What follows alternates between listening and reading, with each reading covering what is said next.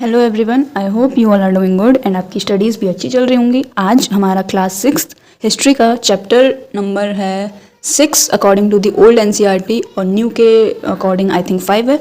So kingdoms, kings and an early republic is our today's topic to discuss. ये भी काफ़ी easy chapter है, आसानी से आप लोगों को समझ आ जाएगा। So let's begin the chapter. हमने लास्ट क्लास में क्या पढ़ा था? हमने वेदास के बारे में पढ़ा था। 4 तरह के वेदा होते हैं ना, ऋग्वेद, सामवेद, यजुर्वेद और अथर्ववेद, है ना।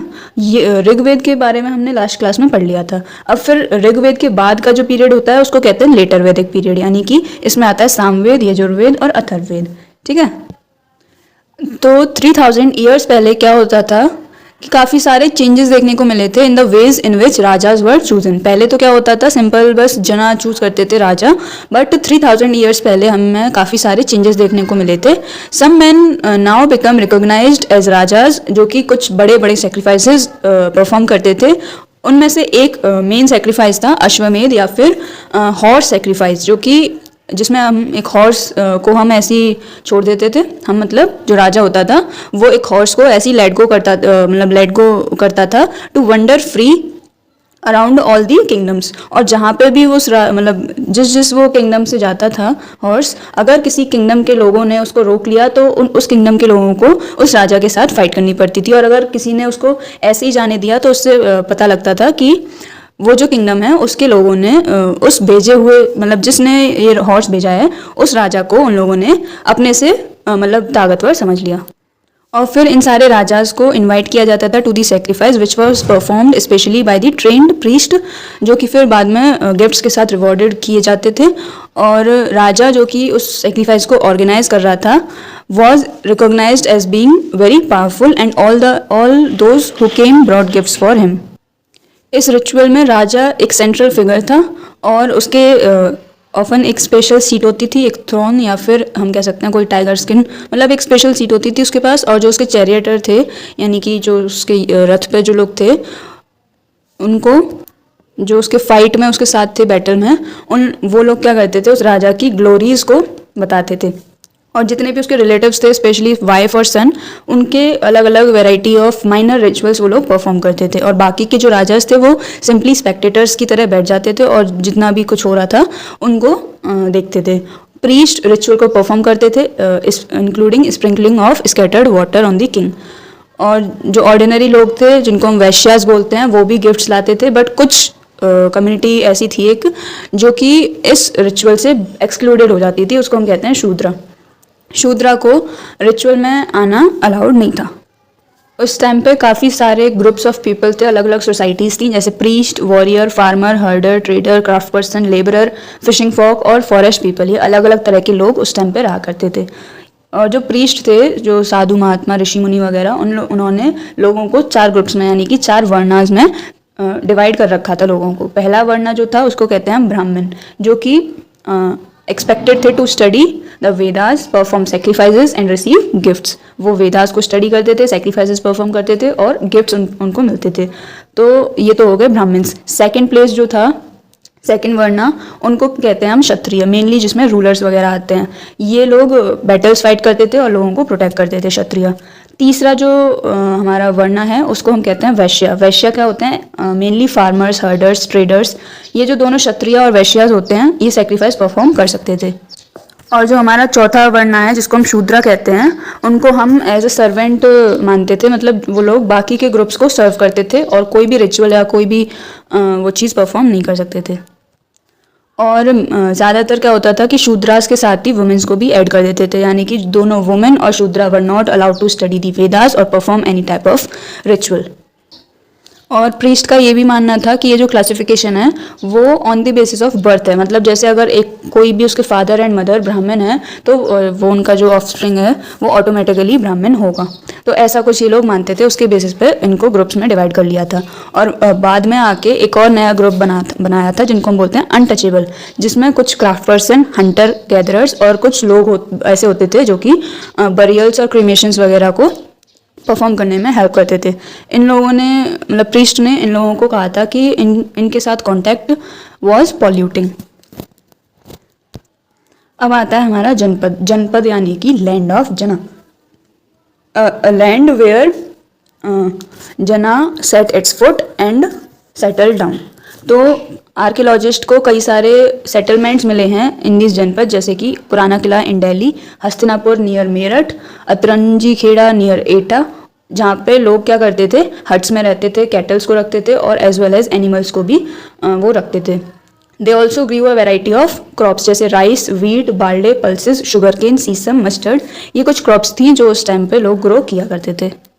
उस टाइम के लोग अर्थन पॉट्स बनाते थे। Some of these were grey in colour और बाकी के रेड थे। और एक स्पेशल टाइप की पोल्ट्री मिली है एट दिस साइड्स जिसको हम बोलते हैं पेंटेड ग्रे वेयर। जैसे कि ये नाम से पता चल रहा है, ये ग्रे कलर का पेंटेड मटका टाइप कुछ था।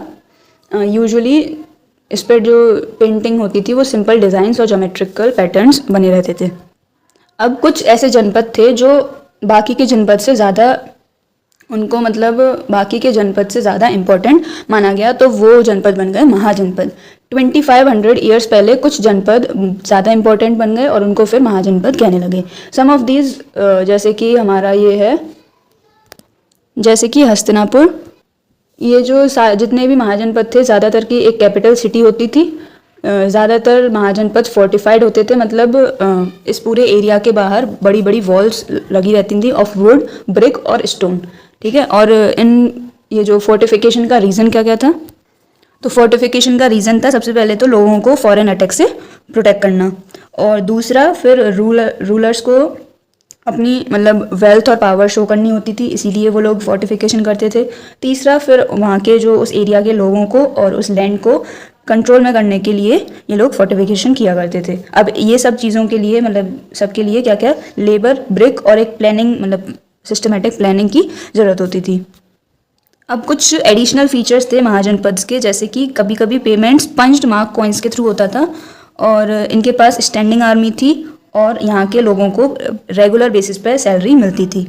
महाजनपद के कुछ रूल्स थे, मतलब जो रूलर्स होते थे महाजनपद के वो फोर्टिफिकेशन कराते थे, आर्मी मेंटेन करते थे, और इन सब के लिए रिसोर्सेज चाहिए होंगे। So they now can not be dependent on the gift, तो इसलिए उन्होंने टैक्सेस लगाना शुरू कर दिया।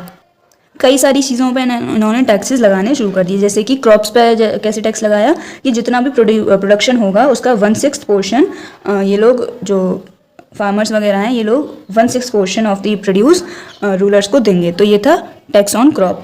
ऐसे ही क्राफ्ट पर्सन को टैक्स देना पड़ता था, हर्डर्स को, हंटर गैदरर्स को, और गुड्स जो कि यहाँ एक जगह से दूसरी जगह बॉट एंड सोल्ड किए जाते थे, सब सारी चीज़ों पर टैक्स लगाना इन्होंने शुरू कर दिया। जैसे कि क्रॉप्स पर टैक्स कैसे लगा कि जितना भी प्रोड्यूस होगा उसका 1/6 पोर्शन फिक्स्ड था, जिसको बोलते थे भागा या शेयर। और क्राफ्ट पर्सन कैसे टैक्स पे करते थे, in the form of labour, जैसे कि अ वीवर और a smith may have had to work for a day every month for the king, मतलब हर महीने एक दिन के लिए किंग के लिए उसको काम करना पड़ता था, किसी भी वीवर या स्मिथ को। तो ये हो गया क्राफ्ट पर्सन का टैक्स। फिर हर्डर्स और जो ये हर्डर्स, हंटर गैदरर्स वगैरह थे, उनको भी टैक्स पे करना था। जैसे कि herders were also expected to pay tax in the form of animals and animal produce, जो भी उनके पास एनिमल थे और जो भी उससे प्रोडक्शन होता था उसको एज अ टैक्स उनको पे करना पड़ता था। और जितने भी गुड्स बाय और सेल किए जाते थे थ्रू ट्रेड, उन पर भी टैक्स लगाना शुरू हो गया। हंटर गैदरर्स को फॉरेस्ट प्रोड्यूस देना पड़ता था to the raja as a tax. तो ये डिफरेंट टाइप्स ऑफ टैक्स यहाँ पे स्टार्ट हुए थे। अब एग्रीकल्चर में भी कुछ चेंजेस देखने को मिले, जैसे कि वुड प्लो से आयरन प्लो का यूज़ होने लगा। आयरन प्लो से क्या हुआ, प्रोडक्शन बढ़ गया, और सीड्स को स्प्रिंकल करना शुरू कर दिया, जिससे कि सैपलिंग्स ग्रो होने लगी। मतलब instead of scattering seed on the ground from which plants would sprout, saplings were grown and then planted in the field. तो क्या था कि पहले तो स्कैटरिंग होती थी सीड्स की ऑन दी ग्राउंड, जिससे कि प्लांट्स स्प्राउट हो जाते थे। बट अब क्या हुआ, सिंपली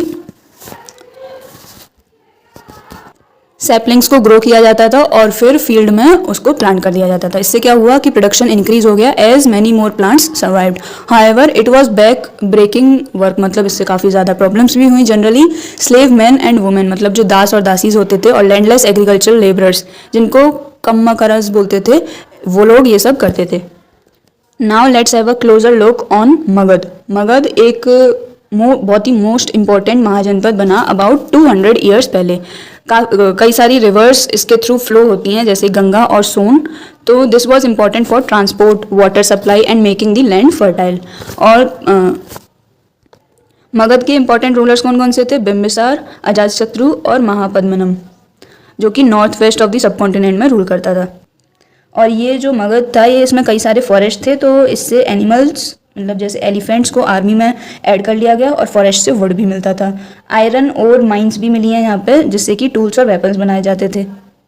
और कई सारी रिवर्स जैसे कि गंगा और सोन इसके थ्रू फ्लो होती हैं, तो इससे वाटर सप्लाई भी काफ़ी अच्छी थी, ट्रांसपोर्टेशन में भी मतलब ईजी था, और उस जगह की लैंड भी काफ़ी फर्टाइल रहती थी।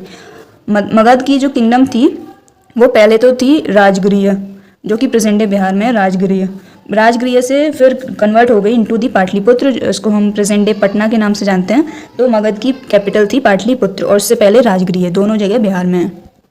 अब अलेक्जेंडर था, जो कि एक यूरोपियन एम्परर कह सकते हैं हम इसको। 2300 ईयर्स पहले एक यूरोपियन एम्परर अलेक्जेंडर, जो कि पूरे वर्ल्ड को कंकर करना चाहता था। ऑफ कोर्स उसने फिर अपना इजिप्ट और वेस्ट एशिया में भी कंकर करना शुरू कर दिया, और फिर वो इंडियन सब कॉन्टिनेंट में आ गया। और जैसे ही वो ब्यास के बैंक पे पहुंचा, ब्यास रिवर की बैंक पे, और फिर जब उसको आगे फर्दर मार्च करना था तो उसके सोल्जर्स ने रिफ्यूज़ कर दिया, क्योंकि उसके सोल्जर्स को पता था कि Indian rulers had a vast army of foot soldier, chariot and elephants. अब जैसे मगध एक पावरफुल किंगडम बना, तो वज्जी, जिसकी कैपिटल थी वैशाली बिहार में, was under a different form of government, जिसको गणा या संघा हम बोलते हैं। गणा संघा में क्या होता है, कोई एक रूलर नहीं होता, बट कई सारे रूलर्स एक जगह को रूल कर रहे होते हैं। कभी कभी even when thousands of man rule together, each one was known as raja. कितने भी लोग उसको रूल कर रहे हों, लेकिन हर किसी को वो राजा कहते थे। ये जो राजा थे कुछ रिचुअल्स जो साथ में परफॉर्म करते थे। They also met in assemblies, और क्या कैसे कब करना है सारी की सारी डिस्कशंस और डिबेट्स के थ्रू ये लोग डिसाइड करते थे। जैसे कि अगर किसी एनिमी ने अटैक कर दिया है तो वो लोग एक साथ मिलते थे और डिस्कस करते थे what should be done to meet the threat. However जो वुमेन, दासाज और कम्मकरेंट्स थे, उनको इन सारी असेंबलीज में पार्टिसिपेट करना अलाउड नहीं था। दोनों बुद्धा और महावीरा बिलोंग टू द गणा संघा। Some of the most vivid description of life in the संघास can be found in Buddhist books. Buddha की जो बुक्स हैं उसमें काफ़ी सारी चीज़ें हमें संघास और गणास वगैरह के बारे में पता चलती हैं। पावरफुल किंगडम्स के जो भी राजास थे उन्होंने संघास को कैप्चर करने की काफ़ी ट्राई की, but these lasted for a very long time, जब तक कि 1500 ईयर्स पहले, जब लास्ट गणा संघा को गुप्ता रूलर्स ने कंकर कर दिया था, जिसके बारे में हम चैप्टर 11 में पढ़ेंगे। So that was the chapter. I hope आप लोगों को समझ आया होगा। Thanks for watching, keep working hard, all the very best.